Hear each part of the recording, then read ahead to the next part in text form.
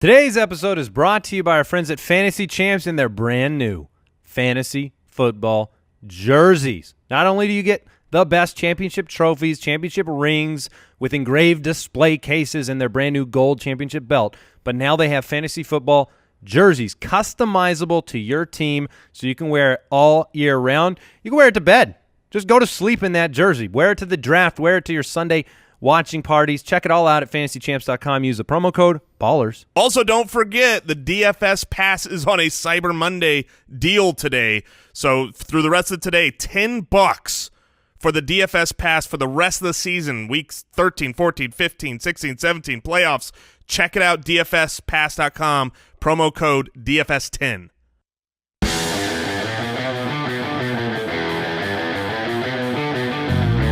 Welcome to the Fantasy Footballers Podcast, coming to you from the Play Draft Studios with your hosts, Andy Holloway, Jason Moore, and Mike Wright. Welcome back to the podcast. We've upgraded. Mike is out. Jay Grizz is in. Welcome, Jay. Based on the Megalodon episode and the raucous debate that we had over white fudge dipped Oreos, we have decided to force Mike to take a leave of absence and get rid of his nonsense takes. Yeah, he likes the white. He likes the white chocolate dipped Oreos. Of course, Jay Grizz does. He's got a feisty appetite. We record so many shows every year that when there's a 4-day gap, like there was for Thanksgiving after the Megalodon, I feel like I haven't been here in forever. What happened? What happened? Indeed, we're going to get into what happened from Thanksgiving through Sunday. We do have the Baltimore-Houston game tonight, but otherwise a lot has taken place, and we're going to focus on the big-time studs, the big-time duds, the fantasy implications of what we saw in Week 12. And, man, there are some things to talk about. Julio Jones, you had a day. Well done. Yeah. I believe the first player to ever have 3 250-yard games in his career, which you told people this was coming. Yeah, I mean, I said he was my number one this week because the Tampa Bay Buccaneers are bad against wide receivers, and a lot of people don't know this, but Julio Jones, very good wide receiver. Yeah, not only is he a wide receiver, he's a good wide receiver. Pretty above average. How was your Thanksgiving? My Thanksgiving was, I have gained 10 pounds at least. I mean, not only did Thanksgiving have an abundance of Thanksgiving food, but because of that Oreo debate. Oh, no. I am not lying. And I am a little ashamed to admit that I have had 4 boxes unbelievable of white fudge dipped Oreos. And I will say my children had a few of them, so all 4 boxes were not entirely mine, but I would say 90%. Brooks, how do you qualify a few? Yeah, like a few is normally what? What's that? How much is a few? A few. Cookie. A few, I would say my children totaled 5. Okay. So you felt the need to rebel against Mike's thoughts by eating 4 boxes of Oreos. I can't even believe I'm alive here today for this show. But I thought, the Foot Clan needs me. How's Mike's out of town. The heart rate? Heart's going to be gone soon. It's done. Good. Nice and more. You and I will be flying out to New York this weekend. We'll be there for the World Series of Fantasy Final Table at Draft Headquarters. That's right. In New York. So I would like it if you would survive at least through that obligation. You don't want a solo trip? No. I mean, or if you're going to go, go before or after. Otherwise, just not during the trip. All right. That's a deal. You might be flying with Jay Grizz there, Andy. I don't think they let bears on a plane. In the seat next to me? That'd be uncomfortable. All right, here's a quick question for the day. This is interesting. This comes in from Jake from State Farm. Sent this in. What's your opinion on this? Team A has locked the number 1 seed in the playoffs after Week 11 with a 10-1 record. In Week 12, he benched all his players to make sure his opponent wins and pushes a better team out of the playoffs, making its playoffs easier. Is that collusion or just good strategy? It is good strategy. It is not collusion, and it is not allowed. That is well said. I would have said it's not collusion. Right, because it's not two players teaming up to agree on something. Literally, that's bad form. You can't do that. You have below board. Put it this way. Here is a staple of there's always the etiquette, like what is okay, what is not. Something that is never, ever, ever, ever okay is not fielding a roster. Not fielding a spot in the roster is not okay.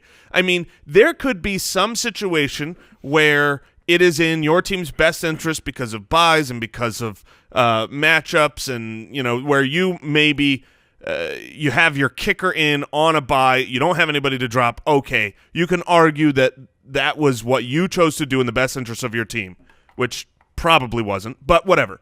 But just not playing a roster is not playing the game. It disturbs the integrity of your league. Yes, exactly right. A free win for that person is not fair. I mean, that's the essence. Giving somebody a free win, knocking somebody out of the playoffs because of it.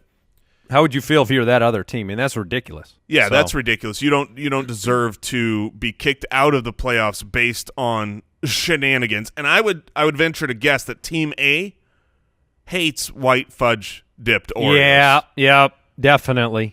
Like Brooks does. We let Brooks still join us here today, even though only because we didn't want to do the amount of work that he has to Brooks do. is an amazing. We know the amount of work Brooks Mike is doesn't an do. Amazing man, and to pick up the slack from what Mike does is nothing. It's not hard. We already did it. Yeah. Actually, Mike is on vacation in Disneyland, a well-deserved vacation. He works his booty off. I was waiting to say that for a couple of episodes. He's awesome. Yeah. All right, Twitter, you can find us at the FF Ballers. If you're joining us fresh this year, 2017, bonjour. Or maybe bonjour, and maybe you are joining us mid-season. You don't know a lot about the show. You're learning that a cardboard bear fills in for us when someone's out. You're learning the fact that we are here 5 days a week, and we are here in the off season. In case you're curious, we are here. That's how a lot of people get better. We always hear from people saying that, I played for 4 or 5 years and I never made the playoffs, and I started listening in the off season, and that's when it's like, because I remember a decade ago when I was running a different business, didn't have enough time for fantasy football. If my team didn't make the playoffs, I check out. I just stopped following, and this is the time of year. This weekend is when it's like a lot of people are figuring it out. They're just inside the playoffs or just outside the playoffs. And if you miss the playoffs, don't ever check out, because then what happens is, starting next year at the draft, there's so much change that happens over these next 5 weeks. But you're gonna come into 2018 with the concept that where you left is where the NFL's picking up. It's just not the case. Yeah, exactly. So and it's a lot of fun. You got to stay with us all year round. And some of the players we're going to talk about on Studs and Duds today, I think they have some of those implications where they're going to finish the year in a certain way that's going to change the way you'd view them as a keeper, as a dynasty player, as a trading option in the offseason, and as a starter for next year. So a lot of things going down. The website's thefantasyfootballers.com. We're going to rewind the weekend. Weekly Rewind. Oh, no. Greg Olsen. You played half the snaps, and then you got hurt. Foot injury. Initial x-rays this morning. They came back negative, which is good news. Yeah, it was reported Greg Olsen wanted to go back in the game in the second half, but he was not allowed because he was saying that he was experiencing pain. So this was precautionary. He did not re-injure the bone that was fractured in his foot. But what it does say is that it's not 100% healed enough to play.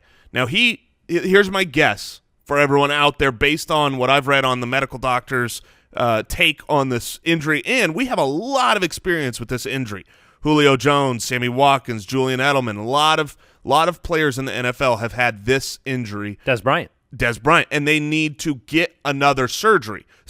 There's basically a 20% chance that he needs to get another surgery. However, we've seen with those other players that they can play through the season poorly and then get that second surgery in the offseason. That's what I expect to happen with Greg Olsen. He's a tough guy, but that means that it's going to be very difficult to trust him as a confidence level to put him in. I mean, I started Greg Olsen in our Dynasty League over Eric Ebron this last week, and I got to experience what happens when you've got a player coming back off of injury, and he plays a couple snaps, and then it's like, we're going to shut you down. That stinks. Yeah, we're going to continue to monitor his status for the upcoming week. Doug Martin, he suffered a concussion in Sunday's game. There were quite a few concussions this week. Amari Cooper's another one. Brutal hit.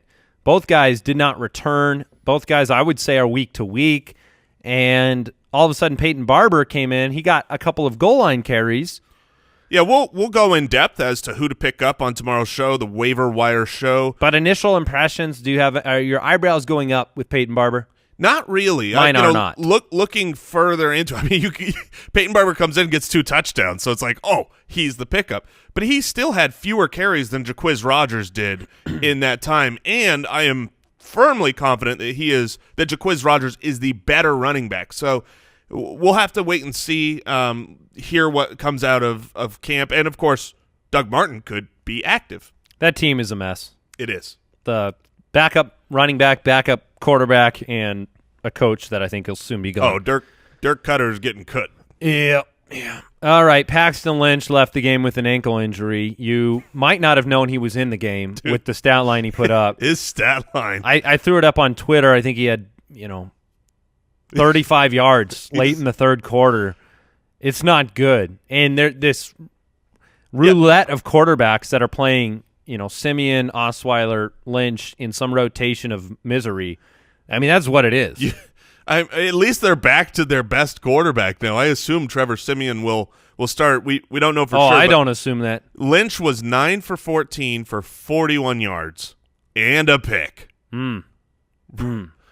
Yeah. Well, there you go. First pick by the Raiders in 357 pass attempts. And if you saw the pick, it was incredible. It bounced around like a pinball. And then Navarro Bowman caught it on the ground while he was laying on his back. That's the way it's going for Denver and their fans right now. Damien Williams exited the game, shoulder injury. He's not going to play in week 13. So now you're looking at Kenyon Drake.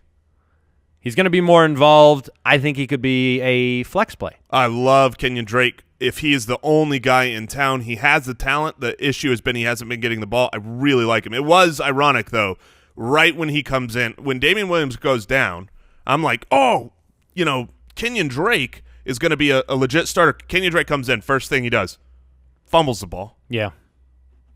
Michael Crabtree and Aqib Talib, they were kung fu fighting. This was everybody was kung fu fighting. A big old fight. They both got ejected. They probably will not be suspended because they were ejected, which we were watching this game and I was, I don't know what you're hoping for though. If you started Crabtree, you probably were hoping he wasn't ejected. And at least if he's suspended, you could predict when not to put him in your lineup. So if you had him in your lineup and he gets thrown out in the first quarter, he goosed you. It was not good. That was a really bad one. And Crabtree lost his cool, but Aqib Talib was the cause of this. For the second year in a row, he ripped the gold chain off of Michael Crabtree's neck in game. I always, I see that in movies, like someone rips the necklace off someone, and I think, like, you can't do that in real life. That would hurt so much. Yeah. Aqib Talib says, watch me. Yeah. Hold my beer. And then Crabtree did the whole, like, I'm going to punch you in your helmet. Yeah, this year, I'm going to get you. This has been the year of punching helmets. I'm going to break my hand on your helmet. Watch me. I want to go into, like, an MMA gym, and now that's part of the new training regimen. They've got, like, the dummies, the fighting dummies, but they all have helmets on. So you can practice, like, the eye gouge through the mask. I haven't seen a lot of, like, in the Roman fighting when they have the helmets on. I haven't seen a lot of the, punches to the helmet. No, you want to go neck. Yeah. Well, we got a lot to teach. Yeah, Mr. Crabtree. That's another podcast. Josh Gordon's going to play in week 13. So there you go. Exciting. Yeah, it is. There have been some plays that Deshaun Kaiser's made that make me think he's on this level. He's on the NFL level. I mean, he stepped up in the pocket. He obviously can run the ball a little bit, but he made an amazing pass to Corey Coleman that Coleman just dropped in the back of the end zone. So hit him exactly where. I mean, You Corey don't get Coleman was in points for it. triple. He was in triple coverage on that play, and he threw him open perfectly, and then Corey Coleman just dropped it. a lot of players didn't play this past week. Juju sat down. Robert Woods, Sterling Shepard, Devonta Freeman. We'll catch up. Juju had the tiny hamstrings, Right. so he had to sit because his hamstrings were too small. Miniaturized. Yeah. One other thing before we move on from that, you know who looked like? I mean, you want to talk about small sample size? We're talking poquito, like itty bitty hamstring sized sample. But when CJ Beathard went down, Garoppolo came in and in like under a minute drove the ball down on the Seahawks and threw a touchdown. He looked good on that rollout. Yeah, I mean, he looked good on that rollout is the perfect one summary. play. I was going to say he threw 2 passes. Yeah. So he converted a 4th down. And He'll then, be the starter next week. Yeah, he should be. If he's not, then I don't know what you're doing because Beathard was not good in this game. It was whatever the opposite of a bounce back is. What do you call it when you bounce to the bad place? I think that's just you fell down. Fell down. There it is. All right, Stud Muffin time. This week's Fantasy Stud Muffins. All right, I want to focus on the very, very fantasy relevant Stud Muffins of the week. Let me give you an example of what I mean. Brett Hundley was a Stud Muffin this week. And is irrelevant. I don't want to talk about Brett Hundley. Broken plays. You don't need to start him. If you're going to play in the playoffs, you're not going to want to start him. However, you had a very nice game from Phillip Rivers against Dallas, 434-3. Has Cleveland next week. His schedule coming up. Phillip Rivers is definitely worth talking about because his entire schedule coming up. Cleveland, Washington is, I don't know, middle of the pack. They're not the easiest. Kansas City's been terrible. The New York Jets, and then if you play in Week 17, shame on you. And then you'll also get to face the Oakland Raiders. So he has no worries coming up. Phillip Rivers is he's usually one of those back-end quarterback ones that like 10, 11, 12 finish of the week. He is going to be on fantasy championship rosters. I really believe that. That team is 1 game out of first place. They have everything to play for, and you're going to be if you're in your league going up against Phillip Rivers, don't breathe easy because you have a top-tier quarterback and you think that you're going to, look at the top-tier quarterbacks right now. Alex Smith was somebody you could count on. Mm-hmm. Drew Brees. Oh, Drew Brees. Dak Prescott. Yeah. Oh, Dak is destroying my heart. So, all right. So you got Carson Wentz, Tom Brady, Russell Wilson. They're great, good, but irrelevant. Here's a guy that I think is really relevant. He was almost my Raising Cane's rising star of the week, and that's Case Keenum.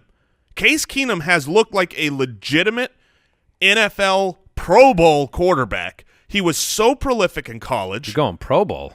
No, he does. He looks like a top tier quarterback in the NFL. He's making the use of every single one of his weapons. Kyle Rudolph's looked great. Adam Thielen's looked great. Stefan Diggs. I think he is a player who you're going to be able to, for those teams that are awesome because they drafted quarterbacks late and they're just stacked at running back and wide receiver and they stream. Phillip Rivers, Case Keenum, those are 2 guys that I think need to be on your radar. I understand Keenum this week against Atlanta and staying in the flame, so to speak, but I am not going to be confident going into my fantasy playoffs with Case Keenum, who at the drop of a hat could be benched in a bad start, and then he's got at Carolina, Cincinnati, Green Bay. I would hesitate a little bit with that, but he's been playing great. Yeah, no doubt about it. I agree with you at Carolina. At home against Cincinnati, I think I would be fine firing him up, and then Green Bay's, Okay, Big Ben. Big Ben had another big game because they're at the point now where this game shouldn't have been as hard as it was, yet their defense let them down, a lot of broken plays, and Big Ben in this offense is now at the point where you kind of just feel like every time he steps back in the pocket, they're going to move the ball. Mm-hmm. But the problem is these were back-to-back home games. Yep. We've talked about this for Big Ben a lot. He is a stud at home, and he's awful on the road. And if you look at his schedule coming up, I don't like it at all. You go on the road to Cincinnati, that's bad. Then he gets a back-to-back home stretch, which is like, oh, okay, great. But it's Baltimore, one of the best secondaries in the league, and New England, which, yeah, early in the season that might have looked good. And I will say this, New England will probably put up points, so Big Ben might be fine there at home against New England, but their defense is not. We're doing something this week, Andy. Why don't you tell them what we have coming this week on these defensive matchups? Yeah, we're gonna break down some recency with the defensive statistics this week as we go into our matchups on Thursday and Friday. Specifically, we're going to look at the last 4 or 5 weeks and kind of reset your mind in terms of how you look at these plus matchups, negative matchups. Make sure, look, defenses change over the course of a season. Defenses change from, look at New England. I mean, New England went from a sieve to a very competent defense. And so we're going to break that down and make sure you have the most recent picture on the show this week. You don't want to miss that because that'll be an opportunity where you are going to take advantage of your opponent because your opponent's going to be looking at the little green plus matchup. The Patriots right now against quarterback, if you just look at ESPN or Yahoo and you go, oh, they're the 29th against the quarterback. They're terrible. Well, that's not true at all. The last 3 weeks, they haven't given up a 20-point fantasy game to a quarterback. They're great right now, but you're feeding into that. Whoa! Breaking news. Tell me what the breaking news is, Andy. Is it a sponsor? Yeah. An inadvertent. You know what? It is. I definitely didn't accidentally hit that button with my right index finger. So you were completing a point. It was an incredible point, and we're going to talk about Alvin Kamara in a minute. Before we do that, I do want to remind you. I want to thank our sponsor, Omaha Steaks, first of all. Holidays, we know they are fast approaching. Jay Grizz is a huge fan. Monster fan of Omaha Steaks. And, look, we've already heard the feedback. We talked about this incredible deal that they got going on. We've already heard the reactions. We've already heard everybody who has already cooked some of the meat they got from Omaha Steaks. Let me tell you about this deal. Omaha right now, $49.99. You get the family gift pack when you go to omahasteaks.com. You go to the search bar, you type in fantasy. That's all you got to do, and that'll get you 75% off of this deal. It's exclusive for our listeners. You go to the search bar, type fantasy. Here's what you get for less than $50, and the reviews are in. It's 5-star reviews. It's delicious. 2 filet mignons, 2 top sirloins, 2 boneless pork chops, 4 boneless chicken breasts, 4 kielbasa sausages, 4 burgers, 4 potatoes au gratin, 4 caramel apple tartlets, 1 Omaha steak seasoning packets, and then they throw in an extra 4 kielbasa sausages. Kielbasa sausage. Go to omahasteaks.com. Enter the code FANTASY in the search bar. You get the 75% off. I'm telling you, you will not be disappointed. I absolutely love everything from Omaha. For sure. And hey, listen up. If you are hiring, if your company is hiring, if you're the one in charge of hiring, you need to know where to post to find the best candidates for your job, because that's the difference between your business succeeding and failing is the people, the quality of workers that you can assemble. And we all know, I used to run a business. That's one of the most difficult parts of running a business is finding qualified candidates. With ZipRecruiter, you post your job to over 100 of the web's leading job boards with one click. And instead of you having to sift through everything and find the right candidates, ZipRecruiter does it for you. They find the candidates for the job. No wonder 80% of employers who post on ZipRecruiter get a quality candidate through the site in just a single day. You've got to try it out. You can find out today why ZipRecruiter has been used by businesses of all different sizes and industries to find the most qualified job candidates with immediate results. Right now, you can post for free as a listener of this show. That's right, free. Just go to ZipRecruiter.com/footballers. That's ZipRecruiter.com/footballers. One more time. Try it for free. Go to ZipRecruiter.com/footballers. You know, I feel like my hosting abilities with this drop board, with the sound effects, my season's mirroring Alex Smith's a little bit. Started strong. Pooping your pants. Really making mistakes lately. A lot of mistakes. Did you like that breaking news? Oh, it was incredible. Omaha steaks are delicious. Yeah. This just in. Meat is delicious. Breaking news. I have an important announcement to make. Alvin Kamara touched the ball 11 times. And all he did was go 87 for a touchdown on the ground and 101 and a touchdown through the air. He is the greatest weapon in football right now for fantasy football purposes for Sean Payton, and he is Not much fantasy relevance to talk about with him. You start him. He's just unfathomably good. Jamal Williams, the much bigger storyline. Second/third string running back for the Green Bay Packers, rookie that has been thrust into the job because Aaron Jones got injured. I want to say T.Y. Yeah. T.Y. Montgomery has his cracked rib issue that he's been dealing with. But Jamal Williams looked really good last night. We'll talk about him more. He is my rising star this week based on the performance and some of the ways he was being used last night. Obviously, Ty Montgomery's coming back, so there might be a little bit of cold water thrown in that situation. But he was great not only in the running game, but he was electric in the passing game. Joe Mixon, monstrous game. Going to talk about him at length. On Sunday morning, I tweeted to everybody's apparently dissatisfaction that I felt like a really good game was coming for Joe Mixon. Now, this is a little bit of a boy who's cried wolf situation because we've called the breakout a couple of times for Joe Mixon. The matchup on paper didn't seem like the time, but the way Joe Mixon's been running and the commitment they've made to him, I just felt like he was going to have a good game, and he went out and put up 23 for 114 and a touchdown, another 3 for 51 on 3 targets through the air. Season high in snaps, season high in touches. You'll take 165 yards. Yeah, so he's my rising star this week. We'll talk about him. Tevin Coleman.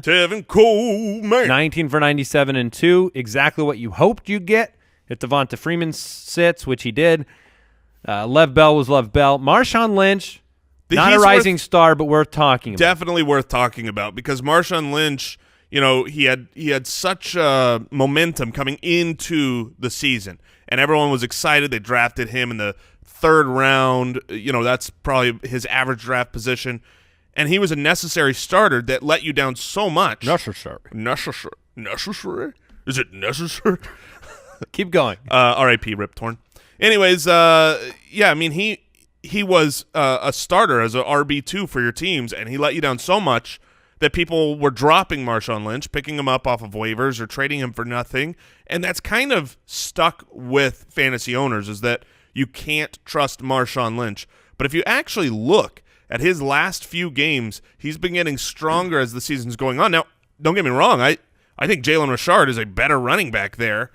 We were talking about Marshawn Lynch looks slow. I don't know if I agree with the better running back. He's certainly a more explosive running back. Yeah, it's just speed-wise. But last night, against a very good Denver defense, they gave him the ball 26 times. He got a touchdown, 67 yards, same as the week before, 44 yards through the air involved in the passing game. So it's just a matter of utilization. If they continue to give him the rock, he's been double digits in carries the last 3 weeks. That's really good news. Now, I do caution people because a lot of the forced reason for the carries is the combination of you're playing a really good secondary in Denver, and also you have no Michael Crabtree, and also you have no Amari Cooper. You kind of were forced to run the ball more. And Denver had no offense. But they're playing better on offense in general. They're winning some games. They're going to be fighting for the division, and then they got New York, Kansas City, and Dallas the next 3 matchups, which I'm not intimidated by. I just don't want to play Marshawn Lynch in Week 16 in Philadelphia. No. We know what that does to opponents. Is. And we're going to talk about one of the more disappointing players in the week, Jordan Howard soon, who got to play Philadelphia this week, and we saw how that turned out. But Lynch, look, he has an opportunity to score every single game right now, and as long as they can move the offense a little bit, it's important. Rex Burkhead, 13 for 50 and a touchdown, 2 for 3 and a touchdown. I have my take on him. I'm sure you have a different one. But for me, I'm not overreacting. 2 receptions for 3 yards. The touchdowns there, the goal line carries were there this game. But I don't know when to play him or Dion Lewis. Now, those are the 2 you can play, and if you want to just say roll both out there every week, I understand that argument. But I still like Dion Lewis a lot more rest of the season. Yeah, I would 100% agree that Dion Lewis is the much better running back to have just because of his consistency in carries. You have double-digit carries for Dion Lewis since Week 6, and we're going into Week 13. He is their primary ball carrier. He's still involved in the passing game. I completely agree with you. But I think what we have seen is Rex Burkhead has taken over for James White. James White has become unstartable. The last 3 weeks, you've got Rex Burkhead 2 out of the 3 weeks with double-digit carries and far more receptions than James White, who has only 4 receptions in the last 3 weeks combined. So James White, irrelevant. They're saving him up for the playoffs. Could be right. Could be right. He may have a bigger role in the playoffs than he does in the regular season.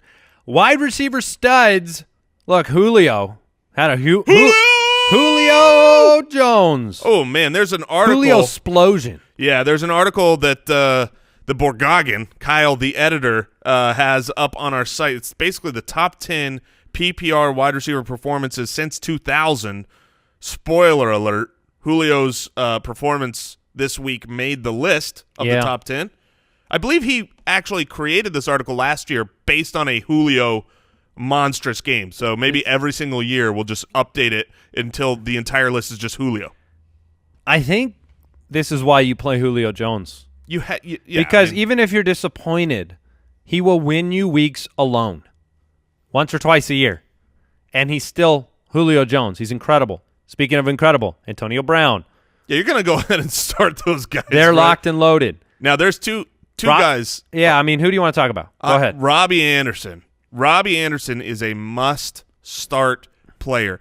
He's scored in 5 straight games. He has hands that are impressive. His speed is – I mean, when I watch him, I go, wait, how is this diminutive little player actually dominating That's out a new there? word, right? Really? Yeah, I think so. I think you invented a word. That's what I do. I think. All right. I think is. You mean what's the word I'm looking for? Diminutive? Well, that's got to be a new word. Is that Diminutive is a word. There you go. What does it mean? And what is the definition here? Extremely or unusually small. Boom! In your face, world. You know, a lot of people, Foot Clan. I know that you were tracking with me, and you're like, no, hold on. Diminutive. Listen to this. Exactly hold the on. word I meant. Listen. Diminutive. Is that what you said? That is, I think there are multiple pronunciations. Diminutive. Okay. All right. All right. Well, we'll anyways, split the difference. He is extremely small, and he's been dominating, but it's been so consistent. We saw last year when Bryce Petty took over and just peppered him with targets. If you are going to target Robbie Anderson a lot, despite the fact that he's an undrafted free agent out of nowhere, he is productive. You've got to stay in those flames. I'm most excited about the 10 targets. Yeah. I mean, he's not a 10-target guy. Generally, he's a deep threat. You need that one touchdown. In this game, McCown was looking to him. He was improving with him. Robbie Anderson, absolutely a must-start. 146 yards, 2 touchdowns, and one of those touchdowns, holy moly. It was very impressive. How about Keenan? Keenan Allen. Pump those brakes. You might want to start my pump the brakes based on the last 2 weeks. Unless Keenan follows the Larry Fitzgerald protocol, which was to the week week after. But Keenan Allen went unbelievably crazy. Another 11 for 172 targets. On 14 targets. Unstoppable. Jamison Crowder. I'm gonna just follow up the pump the brakes with my start of the week, Jamison Crowder. 7 for 141 and a touchdown. We'll just cancel those out and make me a neutral analyst this week. Is that okay? Yes, that's absolutely fine. Crowder was a great call with Chris Thompson being out of the way. They utilized him in a lot of different ways, and you saw it through the game. 7 for 141 and 1 is it's a week-winning type of performance from a wide receiver that a couple weeks ago you were getting off the waivers. And then Marvin Jones, despite the matchup with Xavier Rhodes, 6 for 109 and 2 touchdowns. More often than not, he's coming through for you. He looked great. And he's pretty much in the must-start category as a wide receiver 2 until further notice. Yep. And I definitely need to give a shout-out to Davante Adams. He was my rising star last week. I said, look, he's doing it enough week in and week out with Brett Hundley that you need to start him. And I did not take my own advice, and I played C.J. Anderson in our Dynasty League over Davante Adams, and it cost me the week. Shame on me. I am going to throw out my start of the week today. Oh, whoa, oh. Ba-da-dum-dum-dum-dum. It's going to be Cooper Kupp next week against Arizona. And I'm going to tell you why. Sammy Watkins and Cooper Kupp both made the stud muffin category. Watkins was 4 for 82 and 1 on 9 targets. You got to be loving the 9 targets. with no Robert Woods. Cooper Kupp was 8 for 116 on 11 targets. Sammy Watkins is going to get the same treatment that Marquise Lee received this past week. By the way, Marquise Lee was completely and utterly shut down by Patrick Peterson. If you are not an otherworldly talent against Patrick Peterson, you might as well go get into a closet. You're not going to get an opportunity to make a play. I expect Sammy Watkins to be the shadowed wide receiver, especially with Robert Woods out. They'll shut Watkins down. I think Cooper Kupp feasts against Arizona next week with Jared Goff, so he's going to end up my start of the week this week. You also had the standard Adam Thielen performance this week. Amari Cooper did score before the concussion. If Cooper's out, next week they get New York. Are you all over Michael Crabtree? If Cooper's in, I'm all over Michael Crabtree. I mean, I think he's a great player. I will say this. If Cooper's in, I think it's better for Crabtree because Janoris Jenkins has – Well, he's going to miss time. Is he? Janoris Jenkins is going to miss time. Oh, well, then great. He may miss the rest of the season. Fire him up. Brooks, can you do a little update on the injury check for Janoris Jenkins? Get back to us. Yes, sir. Devin Funchess continued his post-Kelvin Benjamin tear with 12 targets. I mean, it was funny. The commentators, if you were watching that game, they literally said Devin Funchess or bust. Yeah, and then he threw it right to Devin Funchess again. I mean, he is the centerpiece, and with the foot re-aggravation for Greg Olsen, Funchess continues being a must start. He's very similar. Robbie Anderson, Devin Funchess, Jamison Crowder, those are three guys that are those middle of the pack. A couple weeks ago could have been possibly waiver wire pickups that are going to help win Foot Clan titles. Devin who? What was that? Oh, that's a good point.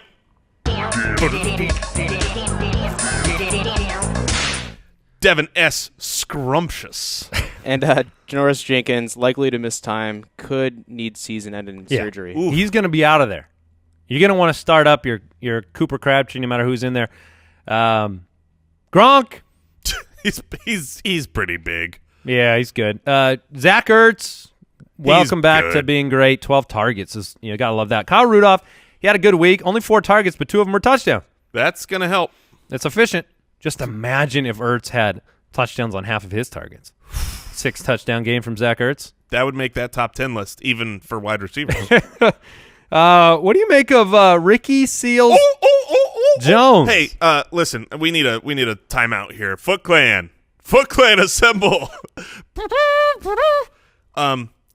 If you are in Arizona at a game, if you are on the road at a game that Arizona is playing, if you are watching at a bar or you're at home and the Arizona game is on and Ricky Seals Jones catches that ball, I need you to give me your best seal.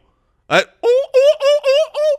let me just say this. Jason did that so much yesterday next to me in the studio. It was so fun. You did it one time when Jermaine Gresham caught the ball. Yeah, I thought it was Seals Jones. But I'm telling you, you are going to enjoy your football experience given that seal on Seals Jones. Here's what happens now.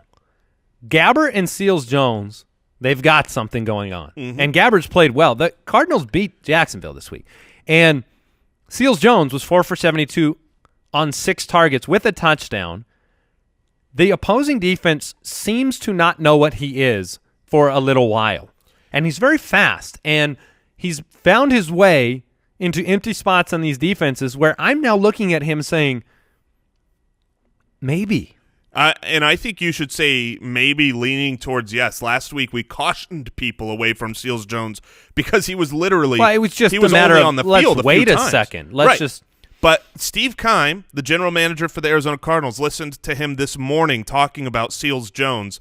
And what he was saying is you don't know after that first breakout week whether or not that was just this one-time thing or whether you actually have something there. And the way he talked about their belief in him going forward as a mismatch tight end, a piece that Steve Keim said, we haven't had one of those in a while, and now I'm excited about the possibility of having him. That means that the Arizona Cardinals are viewing him as what he has appeared to be the last 2 weeks, which is a usable weapon in the offense. I think Seals Jones is worth probably a pickup stash. I mean, I'm in a situation. I'd give you the smack on the butt to start him if John Brown's out again. Yeah. That would be the smack that you need. Giddy up. Yeah. Okay, we are going to jump into our Rising Stars. Raising Cane's Rising Stars of the Week. All right. It was a matter of time, I guess, but you weren't happy for a long time. But Joe Mixon is my Rising Star of the Week. He just had a dominant performance on the ground. This was not the 2 yards a carry. This was a player running with confidence. I think it was a player that you saw the benefit of volume with, where you gave him the opportunity to get into a rhythm.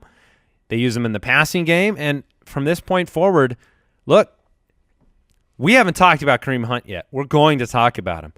But Joe Mixon, yeah, Jason just made a little bit of a vomit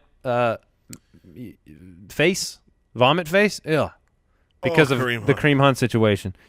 But Joe Mixon right now, I mean, what do you want? You want to have 25-plus touches a game? They need him. He's running well. He had the breakout. And, yes, next week he's got Pittsburgh. I'm not worried about it. I think that's why he's my Rising Star. I want you to not be worried about it. Because look at Jamal Williams. Jamal Williams just had a pretty darn good game against Pittsburgh's defensive front. The volume with the talent will give you enough. He's at least a running back 2 next week.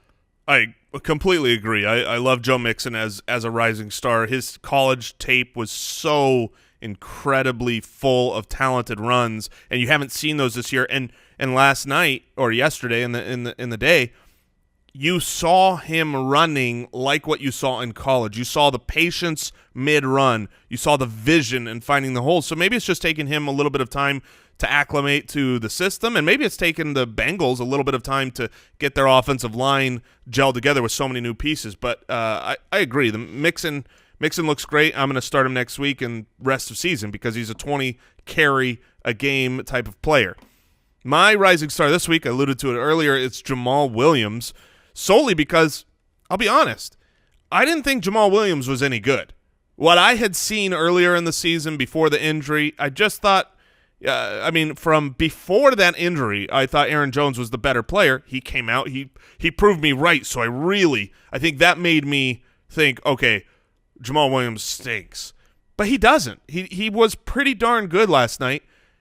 He's running with power, and this is back-to-back games where he's caught 4 balls. And if you're involved in the passing game, he had 4 receptions for 69 yards and a touchdown last night to go with 20-plus carries, another 66 yards, and a touchdown on the ground. So, look, Ty Montgomery's coming back.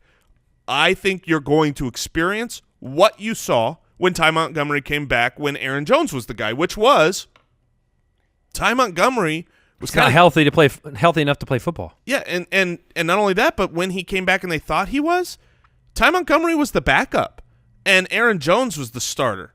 And as far as, utilization. So I think Jamal Williams retains the job. All right, real quick, Jay Grizz, do you have any rising stars? No. He said none. You want to know why?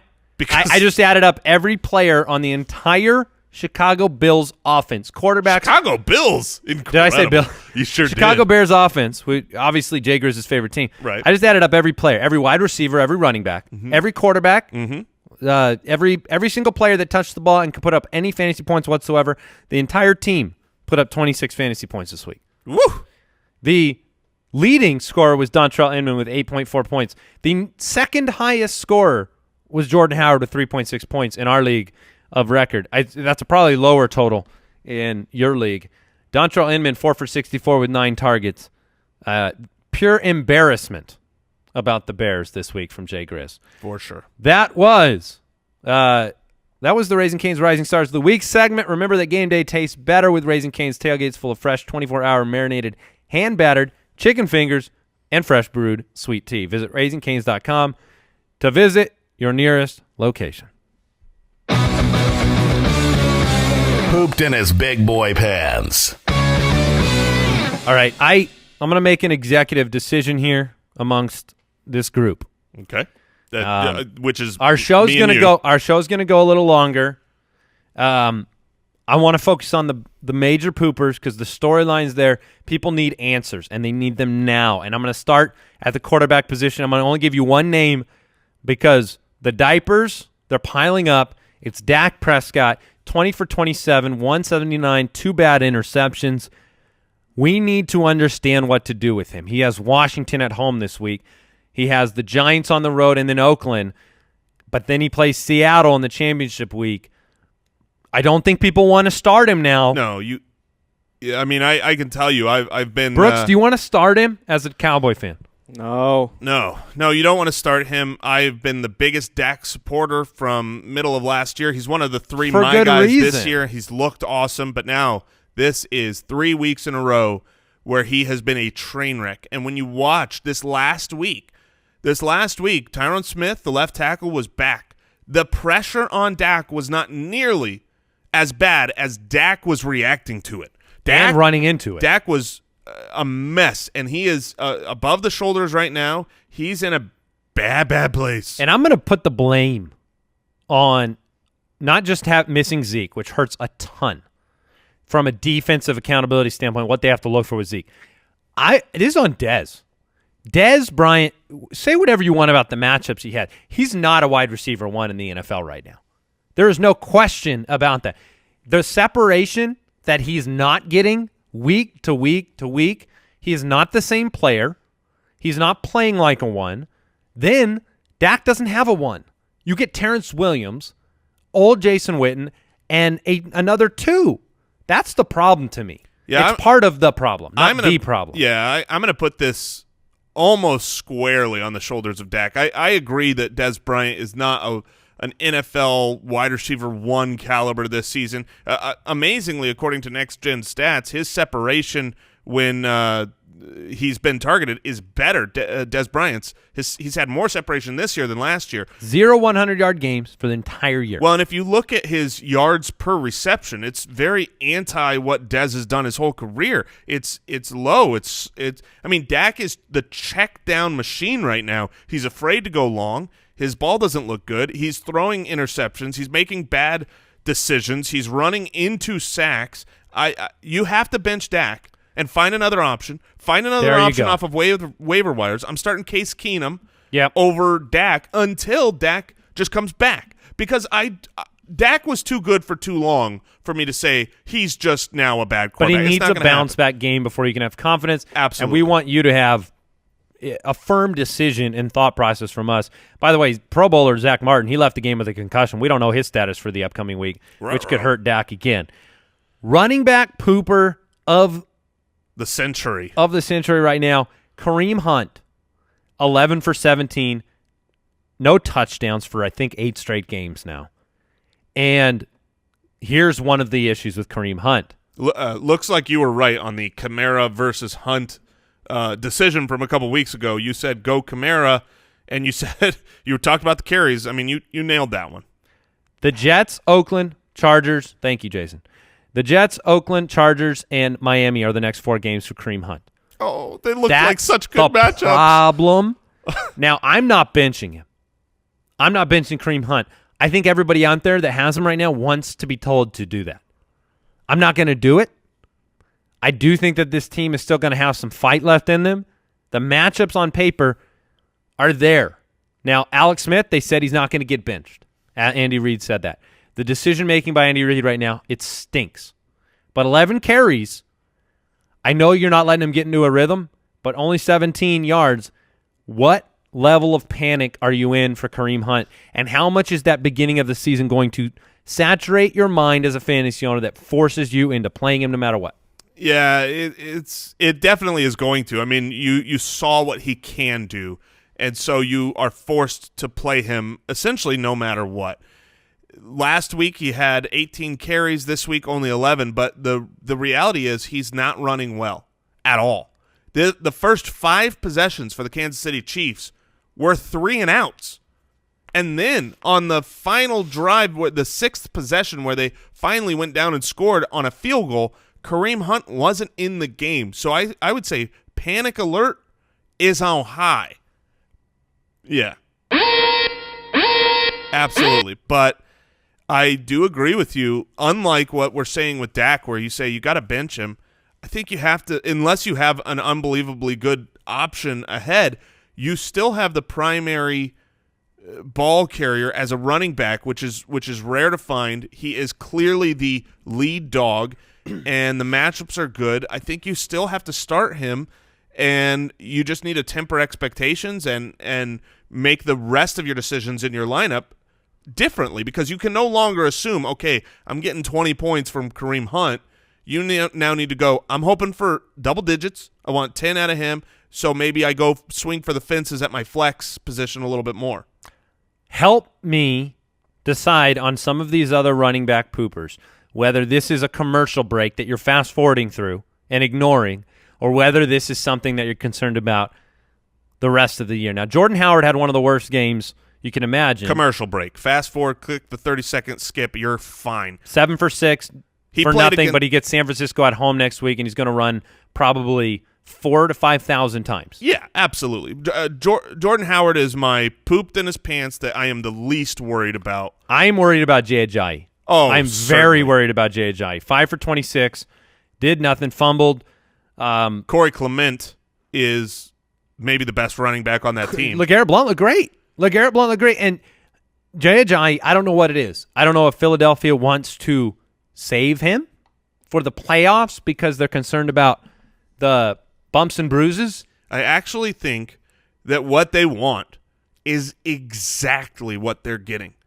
I think they a want burst play here and there, and that's it. Yeah, I mean, I actually believe that they 3 want times to the carry use for Blunt the rest of the season in the playoffs. They don't want to give it to Jay Ajayi so not or a commercial Blunt break. or to not a commercial break. This is going now. Here's the thing with that offensive line, we've already seen he can break long plays. He did it in this game. That fumble you were talking about was a 30-plus yard carry where he was going into the end zone, fumbled, and it turned out to be a touchdown as Nelson Aguilar recovered the ball in the end zone. And so you're going to be able to play Jay Ajayi, but you are not going to be able to be confident in him being the lead dog. This will be a 3-headed dog from here through the Super Bowl. So many as far dogs. as they go. So many dogs. They're rough. I'd rather play a lot of players than Jay Ajayi right now, especially with Seattle on the docket next week, then the Rams, both on the road. Mark Ingram, commercial break? I think absolutely. Yeah, I mean, Mark Ingram's been unbelievably good. Just hit that skip button, you're fine. Leonard Fournette. Ooh, Leonard Fournette. I'm a little worried. The Arizona Cardinals' rushing defense at home is very good. And so there's plenty of reason to be worried because he hasn't really looked that great. But again, similar to Kareem Hunt, he is the clear lead dog. Well, what do you think of the 3 straight possessions that Yeldon was the running back and Fournette had his helmet off on the sideline? I think re-aggravation of injury? I don't think so. I think it was just Fournette wasn't getting it done, and they wanted to try to use a better pass-catching back in those situations. I mean, it's situational football. If the Jaguars are going to be up, I think you're going to see a lot of Leonard Fournette. Okay. That's what people need to know. I think that the confidence level on Fournette is dropping. I'm going to say something that you are going to love because I'm joining where you've been for about a month. But I'm sorry, C.J. Anderson's dead to me. Oh, my goodness. I think you have to have an entry here. C.J. Anderson. I don't know if it's completely on you. I think the coaching staff is truly to blame a lot. Your contract is not a good situation. You're gone at the end of this year. Sorry. They don't like you. They don't want to pay for you. And they want to see what they have in Devontae Booker, who also pooped his pants. C.J. Anderson, you're droppable at this point. Farewell. Now, in my Dynasty League, I'm going to hold on to you, try to trade you. But I'm not starting you. Oh. I had 7 players I could have started to get the win over you, and you let me down. You're dead to me. Oh, man, that is emotional. Just emotional. Are you tearing up a little? Yeah, I'm talking. Do you need another box of Oreos? Oh, 4. Okay, so commercial break or otherwise, Jerick McKinnon, 3rd straight game under 10 points, 13 for 23, 1 for 31 on the air, through the air. But right now, Latavius Murray is. Yeah, I'm gonna say it's not a commercial break. Yeah, me too. I think what you're seeing here is just a television program that's gone down in season 2. It's just not as good as the ratings are down. The ratings are down, and the reality is the writers have made a change. Oh. There's a new guy in town on the show. Latavius Murray. Screen time. All the ladies are looking for Latavius Murray. So the ladies? Yeah, I mean, he's getting written Murray. in. They love Latavius. So, yeah, I mean, Jerick McKinnon, he's still going to be involved in the pass-catching role. He's somewhat startable, but he's not on fire the way he was those first 2 games, and I believe a lot of the reason why is Latavius Murray. He's getting so much work. He's the goal line guy, and the truth is he's looking great. I mean, he looks like a very good running back, so why would they say, hey, let's stop utilizing the guy that's really allowing us to play the type of game that the Minnesota Vikings want to play, which is a run the clock down, play solid defense, control the ball. We saw this last week, though. The snap counts are still in the favor of McKinnon, but Murray is solidified his goal line role. He looks good when he's on the field, and I still think McKinnon's going to have a great game here or there. I think next week he gets – Atlanta's a perfect game for McKinnon because if Atlanta can score – I mean, sure. if the Vikings are going to be up and – It's all McKinnon at that point, but they've been – I'm sorry, it's all Murray at that point. They're not getting behind. Right. So you're right about that. I think there are going to be some good games for him. Would you rather be playing Kareem Hunt or Jerick McKinnon? That's a great question. Man, gross. I would still lean Kareem Hunt over McKinnon. Okay. But I wouldn't blame anyone for saying we're going to have to blitz. You ever blitzed the poopers before? Oh, yeah, I have. I had 4 boxes of Oreos. Let's blitz this. Brooks, you in on that one? No. No, he's not.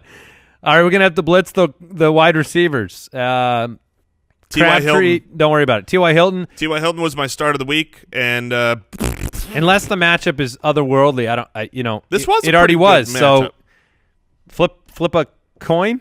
I mean, T.Y. Hilton right now, most of the time you can't start him. Doug Baldwin, strangely bad game against San Francisco, 2 for 25. I mean, he does this sometimes. Commercial break. Yeah, commercial break, and he was on the road. Doug Baldwin is much better at home. Do you sit Demaryius Thomas and Emmanuel Sanders for the remainder of the year based on Sanders looking injured and Thomas getting nothing, or No. if you get Siemian back in there? I think if Simeon's back, this is a commercial break that's actually about to get better. All right. Des Bryant, 3 for 37. He's a flex wide receiver 3. Yep, I agree. I benched Devontae Parker this week as soon as the Matt Moore news came out. Matt Moore, Devontae Parker, they are not on the same page. 1 for 5, pooped his pants. It's funny, you were saying, like, where's Kenny Stills Yeah. at one point in that game because we gave all the Kenny Stills love, and he had like 1 target, no receptions, and then on that drive. 3 for 47 on that drive. Yeah. On 6 targets. And But a touchdown, right? Still, no, did not score. He didn't? Still had a pooper game. Corey Davis, super disappointed in Corey Davis. Very much. Rashard Matthews was out. They played in Indianapolis. I'm going to tell you this right now. We didn't get into DeMarco Murray and Travis. I'm going through every Henry I know. Yeah, just Hunter keep going. I'm Henry, gonna leave Travis you. Henry, Derrick Henry is what I'm talking about. Nailed it. First try. I am hands off on the Titans offense right now.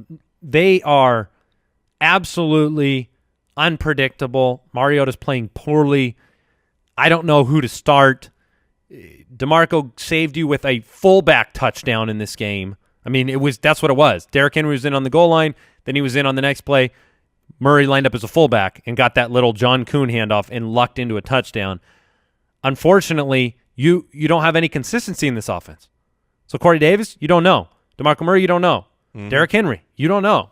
He's the better runner, but on third down, and if this team's losing because their defense stinks, they're still 7-14. Yeah, I'm still on DeMarco Murray. He did not look good. I agree with everything you say, except he is involved enough in the passing game to where the fantasy points end up coming. And that's what we saw. I mean, he wasn't rushing the ball well, but if they're down because their defense stinks, DeMarco's always catching those screen passes, and if you're in any kind of PPR format, half or full, he gets, 8 yards a chunk on those little dump-offs. He gets 4 or 5 of those. You're having a fine fantasy day, and then you still have the touchdown opportunity. Larry Fitzgerald, off week, had Jalen Ramsey. They did everything they could to stop him. Complete commercial break. You've got the Rams and Tennessee at home the next 2 weeks. Start him up. He's going to be fine. And then you have the greatest goose that maybe we've had this year, Vernon Davis. Oh, man. Everything looked like it was going to be fine. The Giants were the worst team in football against tight ends. Yeah, and Vernon said, Oh. watch me. Watch me do nothing. That was unbelievable. He was high in every analyst ranking across the board. I think consensus-wise, over 150 analysts, he was like the tight end 4, and he gets nothing. Yeah. Nada. And then Evan Ingram, another down week, really looked bad. 3 for 18, but had brutal drops. Are you confident starting him in the fantasy playoffs? No, not unless Sterling Shepard is back. Now, when Sterling Shepard gets back, I think Evan Ingram is fine. He needs one other option out there to help move the offense and to help take coverage away. We've seen basically Evan Ingram has synced up his sucking with when Sterling Shepard has been out. Okay. Brooks, did you have a good Thanksgiving? We're going to close out with a Thanksgiving story from Brooks. Tell me something that happened on Thanksgiving. On the spot. It was terrific. I'm from Michigan, so it's weird being out here. It's too hot. Just seeing the sun in general. Shorts and flip-flops on Thanksgiving. Yeah, so Sweating. watching Thanksgiving football from a cabana by a pool was a bit different for me. That is different. We had a record high, tied a record high in Arizona, 87 degrees on freaking Thanksgiving. I believe this coming weekend is going to be in the 90s because... Come on, man! I know. Thanks for listening. Thanks for following along. Jay Grizz sends his regards. We'll see you tomorrow for Waiver Wire. Draft.com/ballers. Take care. Thank you for listening to another episode of the Fantasy Footballers Podcast. Join our fantasy football community on jointhefoot.com and follow us on Twitter @TheFFBallers.